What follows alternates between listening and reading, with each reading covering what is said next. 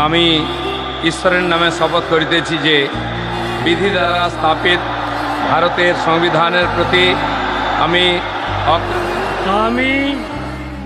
আমি শ্রীমতী অগ্নিমিত্রা পাল ঈশ্বরের নামে শপথ করিতেছি যে পশ্চিমবঙ্গ রাজ্যের মন্ত্রী রূপে আমি অশোক কীর্তনিয়া ঈশ্বরের নামে শপথ করিতেছি যে বিধি দ্বারা স্থাপিত ভারতের সংবিধানের প্রতি চাঁদবুঙ্গা nyutumte কিরিয়েন হাতাইদেন ছড়া খুলেছে মনেতে রক্ষা করিব।